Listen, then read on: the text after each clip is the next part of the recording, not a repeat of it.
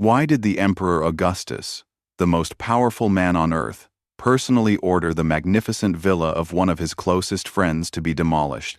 Because of the horrifying secret he discovered swimming in its private fish ponds. The year is sometime between 27 and 15 BC. We are in a villa of unimaginable luxury, perched on the cliffs overlooking the Bay of Naples.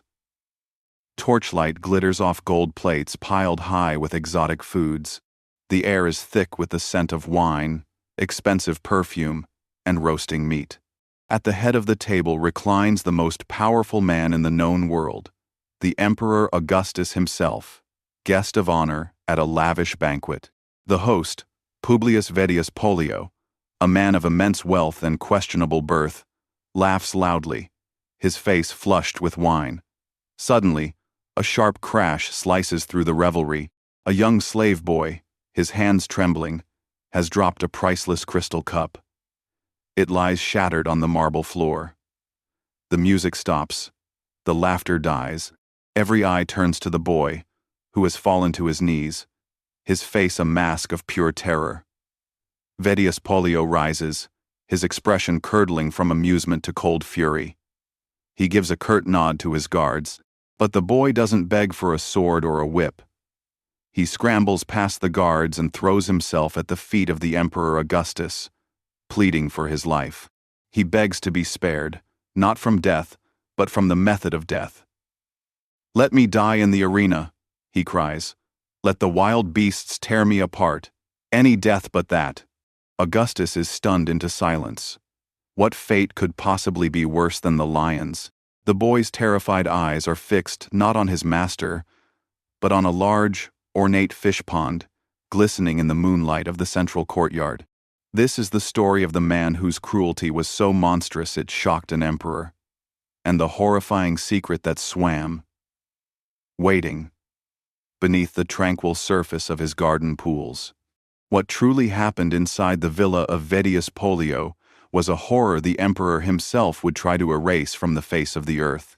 To understand why a slave would choose the lion's jaws over a garden pond, we have to understand the world Augustus was desperately trying to build. This is not just Rome. This is the dawn of the Roman Empire. The bloody civil wars that had torn the Republic apart for a century are finally over. The assassins of Julius Caesar are dead. Augustus, once known as Octavian, stands alone and supreme, but his victory is fragile. His grand project is to restore order, to bring back what he calls the old ways, piety, discipline, and public morality. He is trying to wash the stain of chaos and corruption from the Roman soul. This new Rome is a powder keg of social tension. The old noble families, the patricians, resent Augustus for seizing absolute power. At the same time, a new class of ultra-rich has emerged, men like Vettius Pollio, born not into nobility but into the equestrian class of businessmen, have amassed staggering fortunes. They flaunt their wealth with decadent parties and build palatial villas that rival the emperor's. These men are a necessary evil for Augustus. He needs their wealth and loyalty, but they also represent the very moral decay he is fighting against. The atmosphere is one of gilded hypocrisy, where the emperor preaches modesty, while his closest allies indulge in grotesque luxury. In this world, the life of a slave is worth nothing. They are property, subject to the absolute and often cruel whims of their masters. The stakes at this banquet are therefore far higher than a single boy's life. For Vettius Pollio, the personal stakes are his entire future. His friendship with Augustus is the source of his power and immunity. To be publicly shamed in front of the emperor could mean ruin. For Augustus, the public stakes are the credibility of his new age. He is the self-proclaimed father of the fatherland, the restorer of justice. Can he sit by and watch a display of such monstrous cruelty, or will he enforce his new moral order, even against a friend? The fuse is lit the moment the crystal cup shatters. It is no longer a private matter of household discipline. It has become a public test of power, and every single person in that room holds their breath, waiting to see what the emperor will do. Augustus holds up a hand. The guards freeze.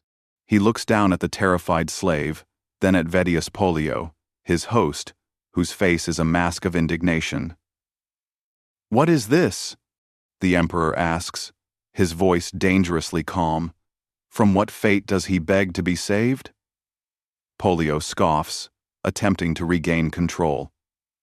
"My lord," he says, trying for a tone of reasonable authority, "the boy is a clumsy fool. He has broken a cup of immense value. He must be made an example of. He is to be thrown into my fish pond." An uneasy murmur ripples through the guests. A fish pond? It seems an almost absurd punishment. But the boys continued. Frantic terror tells them this is no ordinary pond. Augustus's eyes narrow.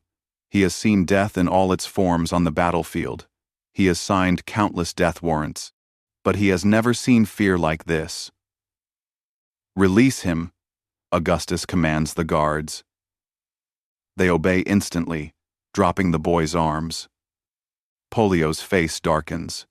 This is a challenge to his authority in his own home. He takes a step forward. "Emperor," he protests, "it is my right. The law allows a master to discipline his property as he sees fit. To show weakness is to invite chaos into one's home. This is the moment of truth." Pollio is daring to lecture Augustus, the man who wrote the laws on the nature of order.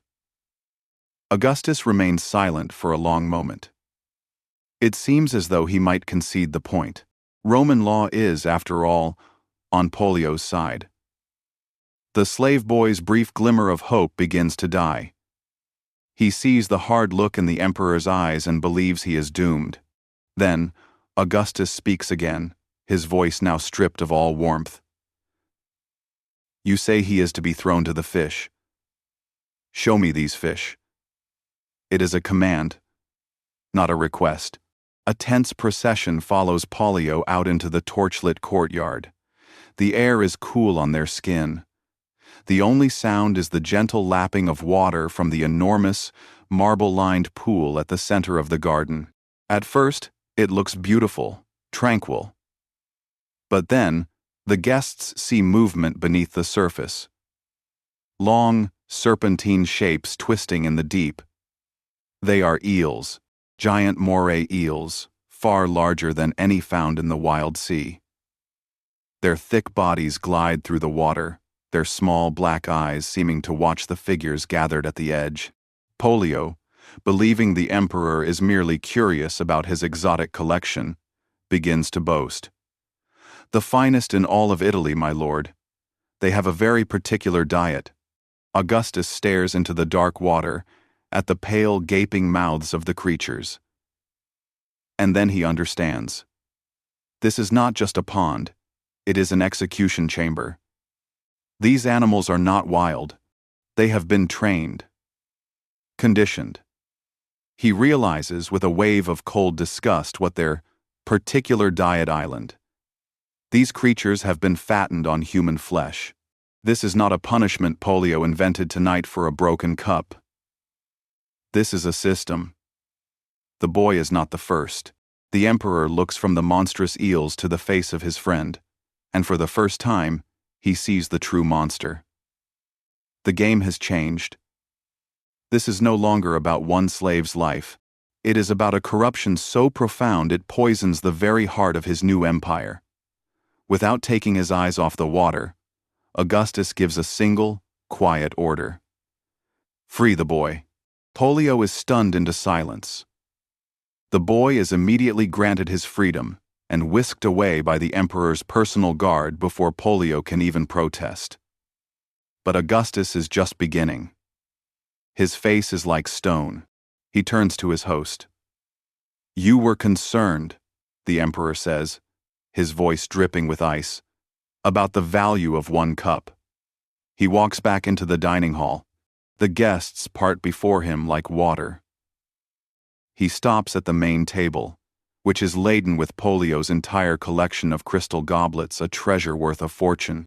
He picks one up, admires its craftsmanship in the torchlight, and then calmly lets it drop to the marble floor, where it shatters. He picks up another, and another, and another.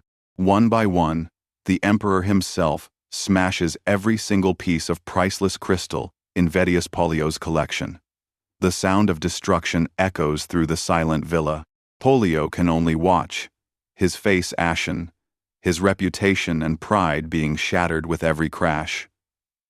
When the last cup is broken, Augustus turns for the door. As he passes his now former friend, he delivers the final, crushing command to his guards.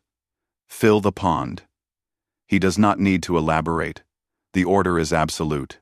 The eels, the instrument of Pollio's secret horror, are to be destroyed, buried in their own watery tomb. Augustus walks out into the night, leaving Vettius Pollio standing alone in the wreckage of his life, a man publicly and utterly ruined. The party is over. A chilling silence descends upon the villa, broken only by the sound of shovels striking the earth. The story of that night spread through Rome like wildfire. Vettius Pollio was not executed or exiled. Augustus was too clever for that. He was simply broken. The public humiliation was a death sentence in itself for a man whose entire identity was built on power and prestige.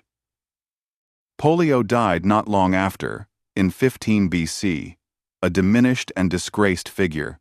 In a final, desperate attempt to win back favor, he left a significant portion of his vast estate, including the infamous villa, to the emperor in his will. But Augustus was not interested in Pollio's blood money. He wanted to make a statement that would echo through the ages. He accepted the inheritance, but then he gave an order that stunned the Roman elite. The villa of Vettius Pollio, a masterpiece of architecture and a monument to obscene wealth, was to be systematically demolished. Every column was to be toppled, every wall torn down, every trace of its existence wiped from the earth. The emperor was not just punishing a man, he was erasing a memory, a stain on his new moral empire. This act sent a clear message to the Roman elite. Wealth could not protect them from the consequences of their own monstrosity. On the ruins of that place of private horror, Augustus built a beautiful public park and portico for the people of Rome, naming it after his wife, Livia. He transformed a symbol of elite cruelty into a space for public enjoyment. The story of Pollio and his eels became a legendary cautionary tale, recounted by historians like Seneca and Pliny the Elder for centuries to come. It served as the ultimate example of the depravity that wealth could breed, and of the emperor's unwavering commitment to justice.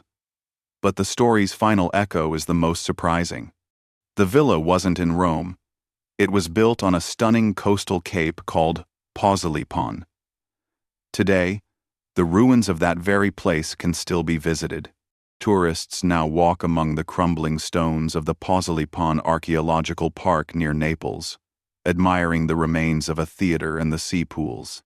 They are standing on the exact spot where Pollio's horrors took place, a beautiful park that exists only because an emperor decided that some crimes are so vile, the very ground they happen on must be cleansed.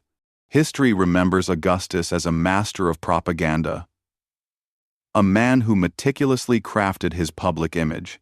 Was his destruction of Pollio's villa a genuine act of moral outrage, or was it a cold, calculated political move to make an example of a man whose decadence threatened his own authority? Perhaps it was both. It reveals a chilling truth about power. Sometimes, the most effective way to display justice is to perform an act of total destruction. What do you think was Augustus's true motive? Was it justice for the slave, or a warning to his rivals? Let us know your thoughts in the comments below. We'll be back with more untold histories, so make sure you subscribe and turn on notifications to join us as we uncover the next dark chapter of the past.